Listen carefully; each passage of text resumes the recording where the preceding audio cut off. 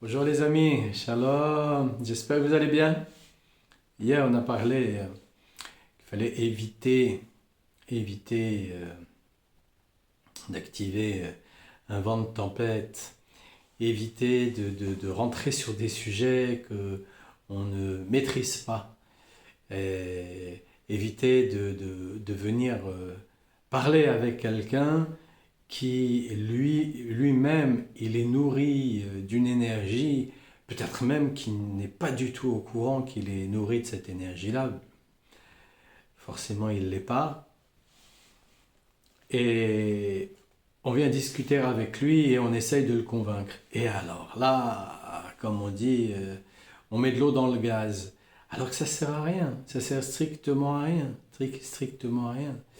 Si par exemple, je prends d'autres exemples. Si par exemple, voilà, on discute avec un ami ou on discute avec sa compagne ou avec son compagnon et on sait que ce sujet, eh bien, c'est pas quelque chose dont il a envie. Il n'a pas envie de parler de ça parce que ça l'énerve, ça l'agace. C'est pas son jour. Et peut-être même c'est pas du tout sa vie pour parler de ça parce qu'il est extrêmement sensible sur ce sujet-là. On n'en parle pas. Voilà. Et si lui, jamais il en parle, ben, on fait en sorte de se taire et puis d'écouter. Voilà. Voilà, parce qu'on n'a pas envie, on n'a pas envie d'attiser le feu et on n'a pas envie de créer des histoires là où ben, on ne saurait pas du tout maîtriser la situation. On n'y arriverait pas. On n'y arriverait pas à maîtriser la situation. Alors, parfois, on le fait, mais on le fait par inadvertance, parce qu'on est extrêmement fatigué. Alors, comme on est extrêmement fatigué, qu'est-ce qui se passe? Ben, on se met à parler de choses qu'il ne faudrait pas. Et puis, c'est là où arrivent les catastrophes. Donc, rappelons-nous, et on va continuer là-dessus, parce que on a beaucoup de choses à apprendre. Et apprendre, c'est le pratiquer surtout. C'est le pratiquer, c'est vraiment, vraiment, vraiment le mettre en pratique. Et si on peut faire en sorte de pratiquer une chose qui est dite dans l'étude euh, chaque jour, déjà, c'est un très, très, très, très grand pas. Vraiment très, très, très, très grand pas. Donc quand on arrive à faire ça, déjà, on peut s'auto-féliciter parce qu'on a fait, on n'a peut-être pas l'impression, mais on a fait un pas de géant. On a fait un pas de géant pour aller vers le shalom, tout simplement. Alors qu'est-ce qu'on nous dit?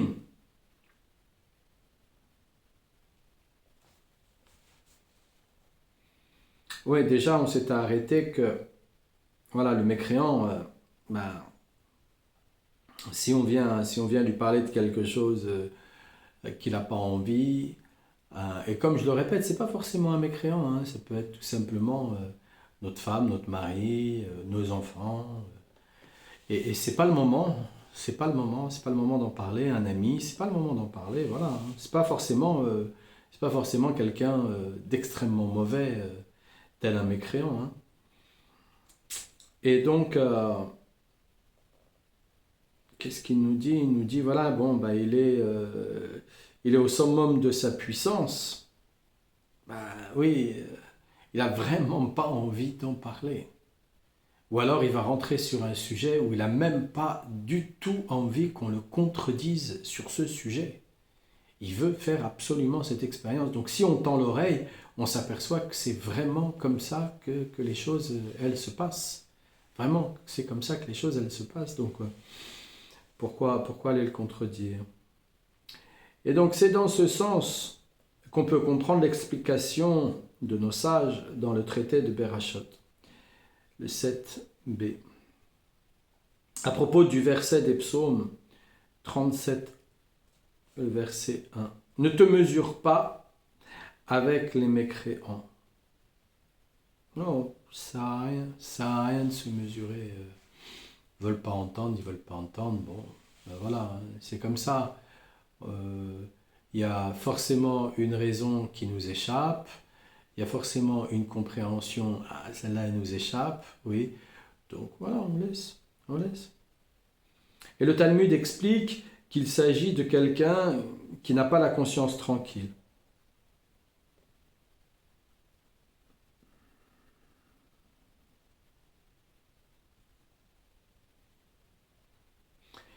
Et donc Rashi, il commente, il dit, il s'agit de quelqu'un habité par la crainte en raison des fautes encore entre ses mains. Et ce qui veut dire que il n'a pas commis réellement des fautes jusqu'à présent, mais il craint pour les fautes qu'il serait susceptible de commettre.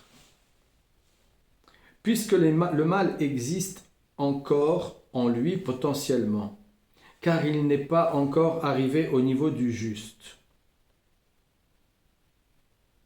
Que nul mal ne peut atteindre. Voilà, il n'est pas arrivé au niveau du juste, du tzaddik, que nul mal ne peut atteindre. Et il n'est pas encore sûr d'être à l'abri de toute faute. Voilà. Il n'est pas encore arrivé au fait qu'il est imperméable aux choses négatives, et en même temps, ben voilà, il n'est pas à l'abri de faire des fautes, puisqu'il n'est pas imperméable. Donc il n'est pas à l'abri. Voilà. Il n'est pas étanche. Il faut qu'on soit étanche dans ces moments-là. Eh oui, auquel cas c'est compliqué. Donc, que Dieu nous en préserve d'ailleurs de ces situations-là, parce que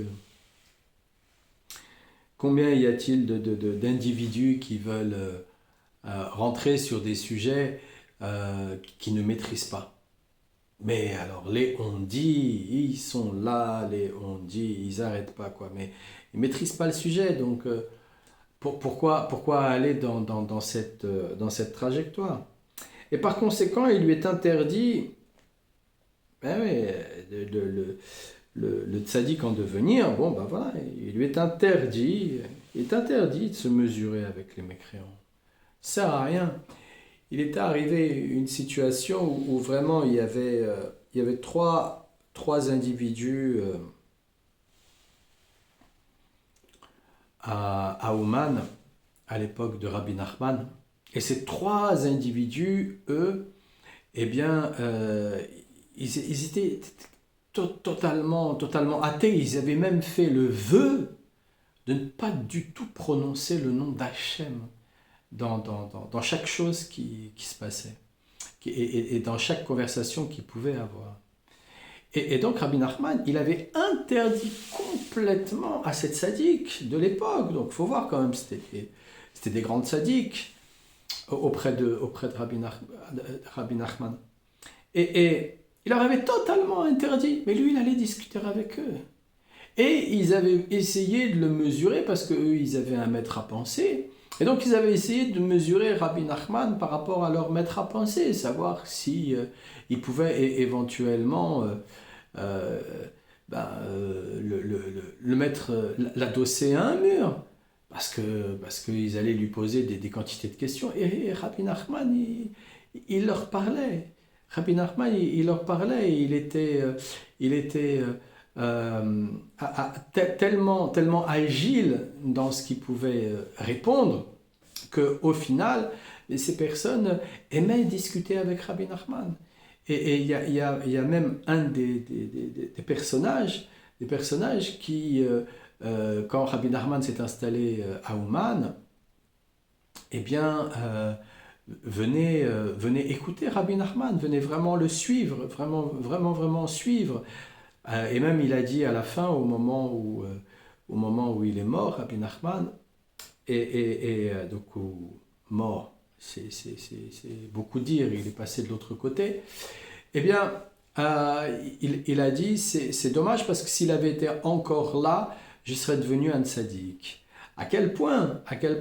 Donc, Seul le tzaddik confirmé peut éventuellement prétendre euh, parler avec ce genre de personnes. Auquel cas, on peut pas, on peut pas. Regardez sur les réseaux sociaux à l'heure actuelle, la moindre chose qu'on peut dire, il y en a, ils s'évertuent, ils fabriquent même des faux comptes pour justement aller déverser toutes leurs poubelles. Donc, parce que voilà, mais il faut pas rentrer dans la discussion avec ces gens-là. Il faut pas du tout rentrer dans la discussion avec ces gens-là. J'ai l'habitude de stopper et de les bloquer, c'est tout. Voilà. J'ai pas à leur répondre, je les bloque, c'est tout. Je perds pas mon temps, j'ai pas du tout envie de perdre mon temps. Puis surtout aujourd'hui, où on est carrément dans un déluge d'hérésie, alors si on commence à chercher à parler avec ces personnes, on n'a pas fini, ils ont toujours... ils ont... C'est comme, c'est comme un individu il se sent horriblement mal en lui, horriblement mal en lui. Donc toutes les solutions qu'on va lui donner, hein, eh bien, il va toujours trouver un problème aux solutions qu'on lui donne. On ne lui donne plus de solution. On ne lui donne pas de solution. On le laisse. Il y a des gens comme ça qui essayent de venir voir les thérapeutes, les médecins, les guérisseurs en herbe. Et donc, ils arrivent avec leurs problèmes. Et ils ont toujours un problème. Tout ce qu'on leur dit, ah ben non, non, je ne peux pas faire comme ça. Ah ben non, mais ça, c'est pas bien. Ah mais non, mais ça, j'y arriverai pas. Ah mais non, mais ça, c'est pas possible. Ah ben, toujours. Il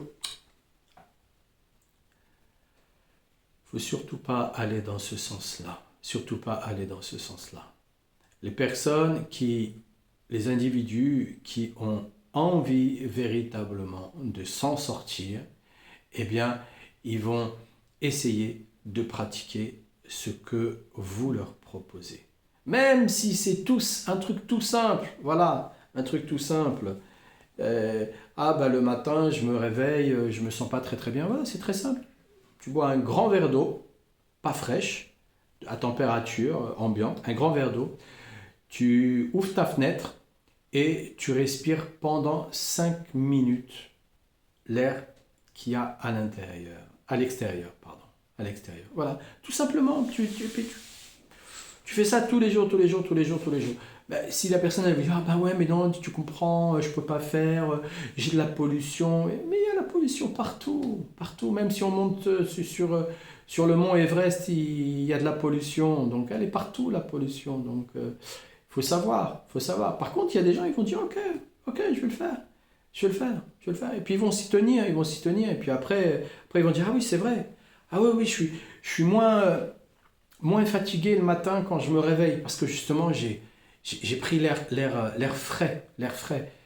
Elle n'est pas pure, elle est polluée, mais c'est de l'air frais. C'est de l'air frais, ça change. Ça change de l'air qui peut y avoir dans une maison ou dans une chambre, tout simplement. Et en buvant de l'eau, c'est pareil. Voilà. Voilà. Et il y a des gens qui le feront et ça, c'est tout simple, c'est à la portée de tout le monde. Tout le monde peut le faire. Tout le monde peut le faire. Il n'y a pas besoin, il n'y a pas besoin de faire. De faire les pieds au mur. Voilà, tout le monde peut le faire.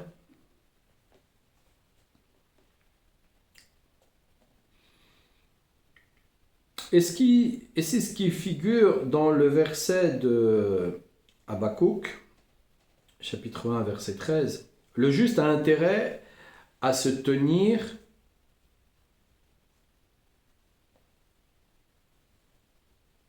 waouh, c'est très très mal. Si je vous lis, je vais vous le lire comme ça, comme c'est écrit, vous allez voir. Le juste a intérêt à se tenir, quoi si le mécréant risque de l'avaler, et ce même si le juste a plus de mérite que lui. Donc, waouh. Je ne sais pas qui c'est qui a traduit, mais là, il y a quand même beaucoup d'erreurs. Alors, je vais faire en sorte de réexpliquer cette phrase.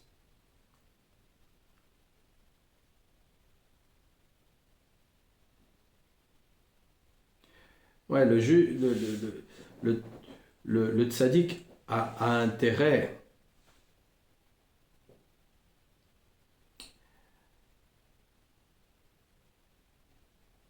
à se tenir loin, quoi qu'il arrive.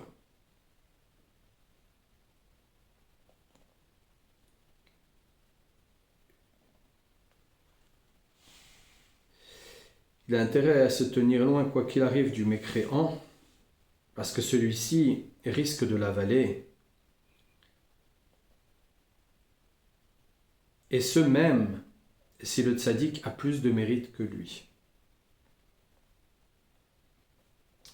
Donc, savoir toujours se tenir très loin de ce genre de personnes qui, eux, ne sont pas prêts, tout simplement. Sont pas prêts. Il y a des gens, on croit. Je disais il y a longtemps de ça, je disais à quelqu'un qui croyait vraiment qu'il était handicapé, croyait vraiment qu'il avait des problèmes, et je lui ai dit, mais tu sais, les handicapés, c'est pas ceux qu'on voit véritablement avec leur visage ou leur corps déformé. Souvent, c'est quelqu'un de très très propre sur lui, et pourtant, il est très très handicapé, très très limité. Très très limité. Donc, le mécréant, ça va pas être marqué sur son visage, ça va pas être marqué dans sa façon de s'habiller. J'ai rencontré des gens avec qui j'ai pu partager, échanger des choses, alors que je vous assure de leur manière de s'habiller, avec des tatouages, avec des piercings, des choses, et pourtant, beaucoup de choses à partager avec eux, beaucoup de choses à partager avec eux. Et j'ai rencontré d'autres personnes où, d'un aspect extérieur, on aurait pu dire qu'ils étaient évolués spirituellement. Et pourtant, oh là là, oh là là. Donc, faut pas rentrer, faut pas se fatiguer à essayer de les convaincre, à essayer de parler avec ces gens-là. Et c'est un petit peu comme essayer de convaincre un adolescent. C'est pareil. Non, on n'essaye pas de le convaincre. On va rentrer dans son monde. Voilà. Il est en train de jouer à des jeux, parce qu'il aime jouer à des jeux. Alors on va se mettre à jouer avec lui à des jeux. On va apprendre. Apprends-moi, vas-y, montre-moi. Et puis on peut dire, ah non, c'est pas super, il y a peut-être mieux comme jeu, t'as pas un truc plus intéressant, voilà, mais pas tout de suite. Pas tout de suite, on met pas tout de suite les deux pieds dans le même plat. On prend du temps, on reste vraiment diplomate avec vraiment diplomate. Et surtout, on leur montre l'exemple. Donc si on leur montre qu'on ne les rejette pas, si on leur montre que on rejette pas leur monde et leur façon de comprendre, d'interpréter et de vivre, mais tout va bien se passer. Tout va bien se passer. Tout va bien se passer.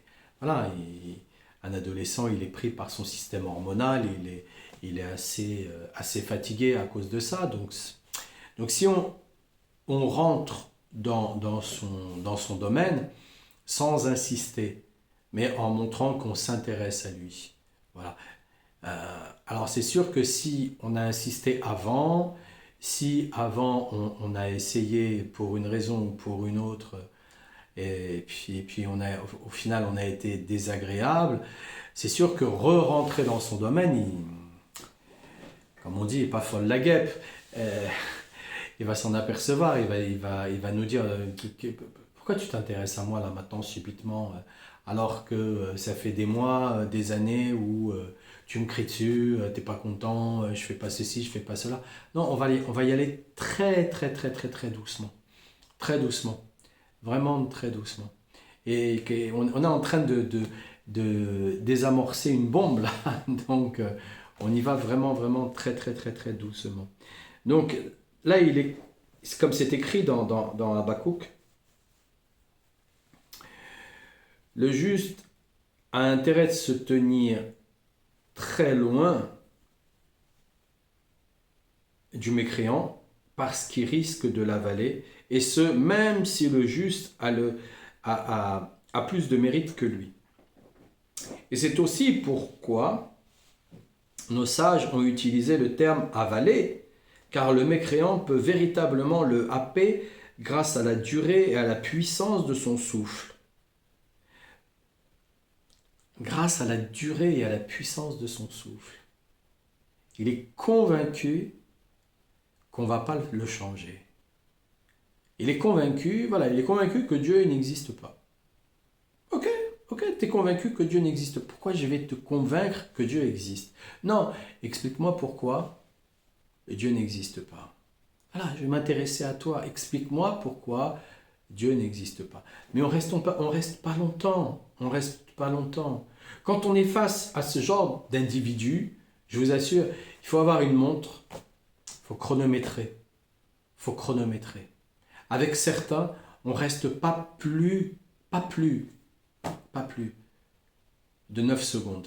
Pas plus de 9 secondes. Non, on fuit, on sauve. Si on s'est fait attraper pour une raison ou pour une autre, parce que c'est dans notre travail, c'est un client, pas plus de 5 minutes. Pas plus de 5 minutes. Et quand on est allé, on est rentré, on fait une coupure, on va respirer, on va prendre un grand verre d'eau, on va respirer, on va se détendre, on va prendre de la distance. Si jamais c'était un dossier important, parce que dans le domaine où on est obligé de travailler, de s'occuper, là, pas plus de 20 minutes. Pas plus de 20 minutes, pas plus de 20 minutes. Auquel cas, vous le voyez pas, mais ils vous mangent énergétiquement. Ils vous mangent, ces gens-là, ils vous mangent énergétiquement. Ces gens-là, ils ont un vide. Alors ces gens-là, comme ils ont un vide, ils veulent absolument toujours le combler. Toujours le combler. Donc le pourquoi du comment, du pourquoi, en quelle année, c'était quel jour, ça tombait quand exactement, vous comprenez, mais mais pourquoi ça a été posé là, à cet endroit-là? J'aurais préféré que ça soit posé à cet endroit-là. Je ne vous l'ai pas dit avant, mais je vous le dis maintenant.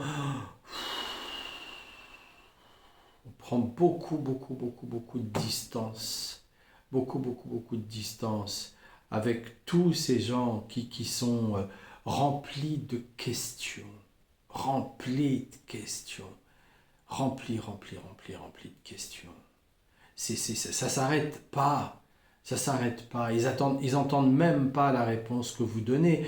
Et si par contre ils vous font croire qu'ils sont en train d'entendre la réponse que vous donnez, sachez une chose, c'est qu'ils la retiennent pas. Ils la retiennent pas. Et donc en même temps, ils vont pas la pratiquer. Ils vont pas la pratiquer. Pourquoi? Parce que votre réponse, elle est trop difficile. Elle est trop difficile. Donc, quand on ne sait pas, vaut mieux rester loin parce que voilà, ils ont cette motivation. Ils ont cette motivation. Ils sont pris par cette motivation. Ils sont pris. Il y a très peu de personnes qui savent dire: ah, excusez-moi, j'ai un rendez-vous, excusez-moi, je dois partir. Il y a très peu de personnes qui risquent surtout dans le domaine du service aux autres. Dans le domaine du service aux autres, les gens se font happer, manger, digérer, régurgiter à toutes les sauces. Parce que ils ont été inventés, le client est roi. Le client est roi. Mais qui roi de quoi?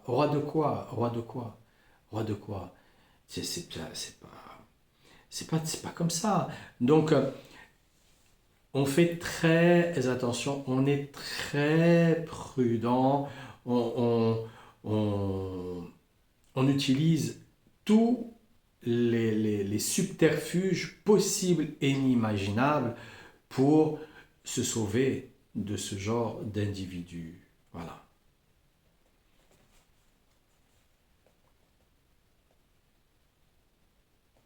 Par contre, il dit: il n'est pas capable, donc le mécréant, il n'est pas capable d'appeler un tzaddik accompli, car il ne craint pas les fautes qu'il pourrait éventuellement commettre, car il a déjà annulé le mal qu'il avait en lui et s'est déjà débarrassé de toute mauvaise chose provenant des 4 éléments de base.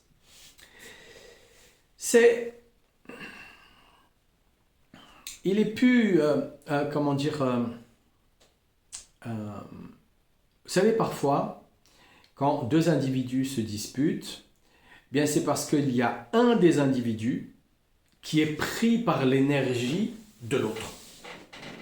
Et l'autre, en fait, il le happe, il l'attrape, il le pêche. Avec un hameçon, il le pêche, carrément, il le pêche. Et il va attendre ses réactions, et ses réactions vont le nourrir.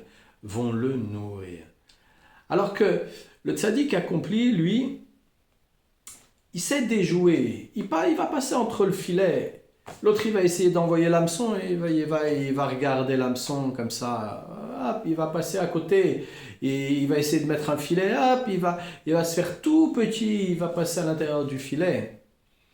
Parce que le tzaddik en lui-même, il est capable d'accueillir une humiliation en sachant que parce qu'il accueille cette humiliation, il ne se laissera pas attaché par l'énergie.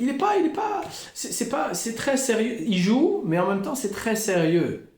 C'est-à-dire, on n'essaye pas de le faire, parce que si on essaye de le faire, quand on en sort, après ça tourne en nous, avec les émotions et avec tout ça. Le tzaddik, lui, accompli, il sait comment faire. Il va aller se tremper dans le mikvé, un bon mikvé bien froid.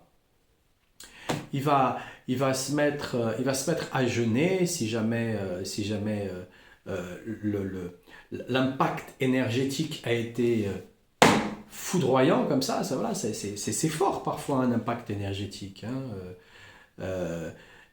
Une parole, elle peut résonner des milliers de fois dans la tête d'une personne. Alors qu'une claque, par exemple, ça fait mal sur le coup, que Dieu nous en préserve, bien entendu, mais sur le coup, et après ça passe. Alors qu'une parole, un mot, des années, chez des gens, ça dure des années pour réparer ce genre de choses. Donc, le tzaddik accompli, lui, il sait comment faire pour lui-même. Il sait comment faire pour lui-même. Donc, chaque tzaddik va savoir comment faire pour lui-même. Il n'y a pas de recette préétablie. Ça n'existe pas une recette préétablie. Il y a plusieurs recettes, et on se sert de celle qui est la plus qui adhère le plus à notre sentiment, à nos émotions de l'instant où on va l'utiliser. Voilà, c'est un peu comme vous proposez 2 plats à une personne, un plat sucré, un plat salé. La personne qui a envie de manger du salé, elle va prendre le plat salé. Voilà. Et c'est exactement comme ça que ça se passe. Donc le tzaddik accompli, il n'y a pas un truc tout préparé, mais il sait préparer avant. Ça fait longtemps qu'il est préparé. Ça fait longtemps qu'il travaille sur ces différents sujets, qu'il a modifié son alimentation, qu'il a modifié ses temps de repos, qu'il a modifié son sommeil, qu'il a modifié sa parole, qu'il a modifié son étude, qu'il a agrandi son étude. Ça fait longtemps qu'il y travaille. C'est un petit peu comme un enfant qui à peine va marcher, il n'essaye pas tout de suite de courir, auquel cas celui-là, s'il est un peu trop intrépide, on va bien voir, il va tomber. C'est exactement pareil. Un tzaddik accompli, il n'est pas intrépide. C'est pour ça qu'on dit juste juste, c'est-à-dire il est ni du côté gauche, ni du côté droit. C'est-à-dire il est ni dans la rigueur, ni dans la clémence, mais dans les extrêmes. Non, il est entre les deux. Il est équilibré. Il est équilibré. Aussi, le juste accompli, donc le tzaddik, Yesod Olam, et tout son entourage ont le droit de se mesurer aux mécréants, car ce juste peut pénétrer dans tous les canaux véhiculant les mauvaises qualités qui ont permis aux mécréants de prendre le dessus et la force de les anéantir et de les faire disparaître de cette manière. Il réalise ce qui figure dans le verset déjà cité, il fait s'abaisser les mécréants jusqu'à terre.